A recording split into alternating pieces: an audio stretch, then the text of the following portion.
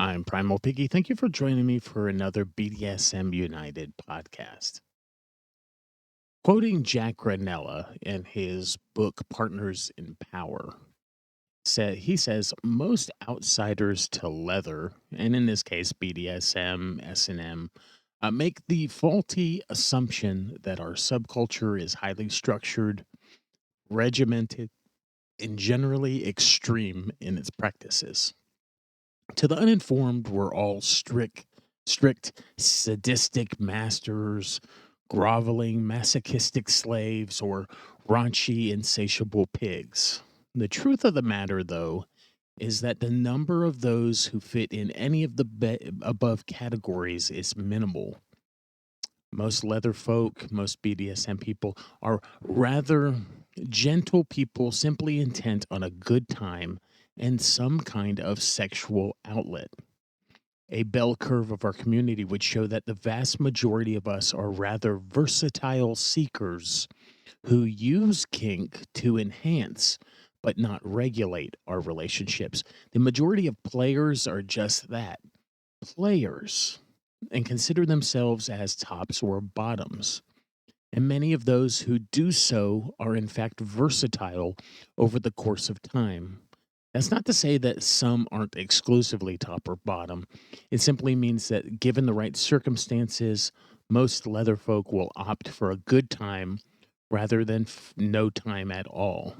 In practice, we switch or are versatile for the sake of convenience, curiosity, or lust fulfillment.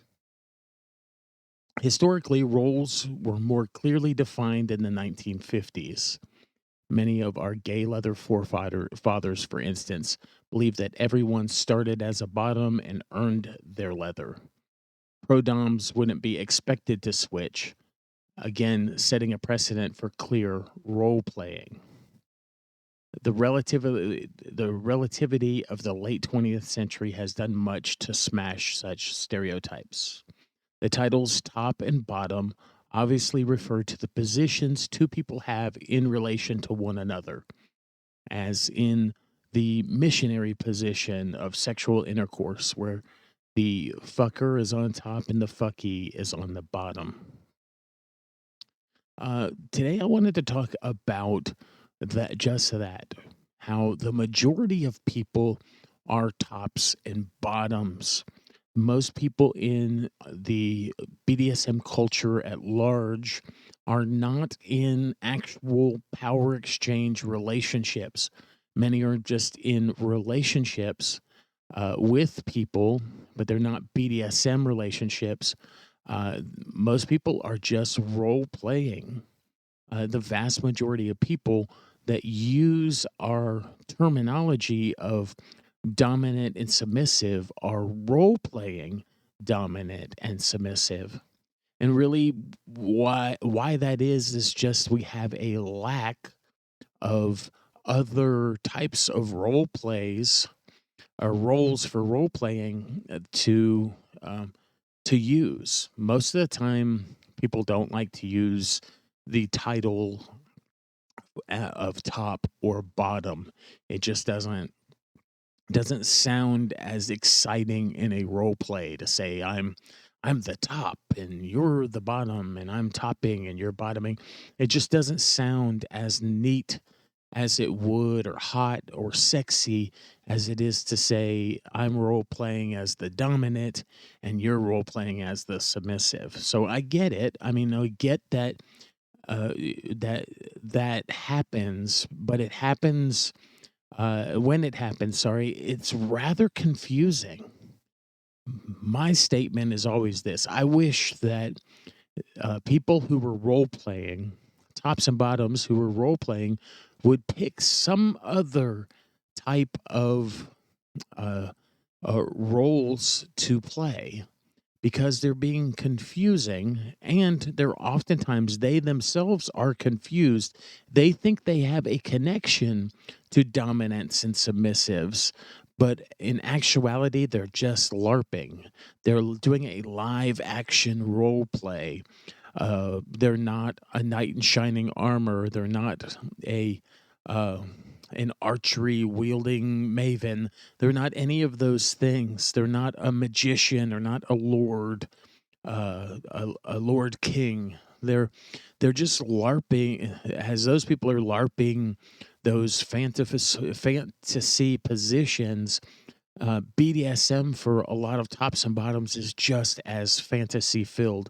They're not outside of their scene. They're not a dominant, and their partner is not a submissive. But only when they come together in a play scene, when they're role playing, do they assume those identities as their roles. For those of us who have identities such as dominant and submissive, it is wildly annoying when people misuse our identities. It a lot of times feels almost like a BDSM cultural appropriation. It's like they are taking something away from us to use, but it doesn't have the same richness that our identities have within our culture. And so it's like they're just using it or utilizing it just for a play scene. And they do that a lot. 50 Shades of Grey was really a popular movie and somewhat of a popular book series as well. And that whole franchise caused a lot of people to assume the roles within their role playing of master and slave. Some of the Gorean books caused people also to assume these role playing identities of master and slave uh, that were not their actual identities. They weren't in actual relationships where one was a master all the time and one was a submissive slave all the time. And so, um, oftentimes role players just have a lack of imagination, I guess. They have a lack of making up roles um, to suit the type of play that they want to do. And I think part of it may be our BDSM culture's fault. We haven't provided any kind of alternatives or any kind of opportunities or anything else. We don't know of any way to help them make their role playing fun. I don't think the burden is completely on us. I think often the burden is uh, on those who enjoy the kinks that they enjoy to come up with scenarios that they can enjoy. And so it's not completely on us, but it's definitely just a tad bit annoying a lot of times when someone is talking about how they're this kinky dom person that likes these kinks and it's all about these kinks and there's not any real relationship there where they're acting as dominant at any time other than when they're just doing these kinks, or and vice versa. It's also annoying when I see who my submissive is and how she is all the time, and the just the richness and just the treasure that she is. And then I see somebody talking about how they're submissive in this kink, and then they do this kink, and then they do this bratty kink, and I'm a bratty brat, and then I do this kinky kink, and then they're not a real submissive. And it's not like I'm trying to be like one true way or anything, but I'm just saying that they're not authentically a submissive identity wise. They know they're not. They know that they're role playing, but oftentimes they think they have a connection to our identities when all they are is just LARPers. And so they're, that's just what I wanted to bring today to the table, was that there is just this disconnect where people think that they're connected, but the vast majority of people, as Jack Granella said, are players, um, and they consider themselves tops or bottoms. At least they should. And many of them are in fact versatile, and they switch back and forth between giving kink, receiving kink, doing kink, having kink done to them. And when that kink is role play, it can make them sound like something that they're not, because it's just an act. It's just something that it's just a theater, a stage that they are performing on.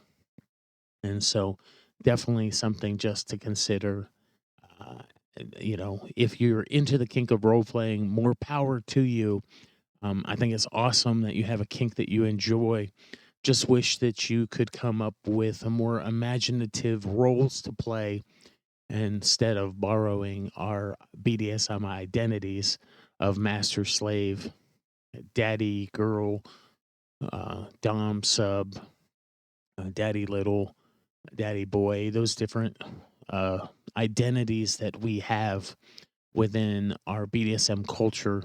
I just wish that you could come up with something more creative um, for your kinky play scenes. And so I'm Primal Piggy. Thank you for joining me for this BDSM United podcast. Maybe a hint of a rant there, but it's just suggesting that our culture come up with more creative ways to do their role playing kink.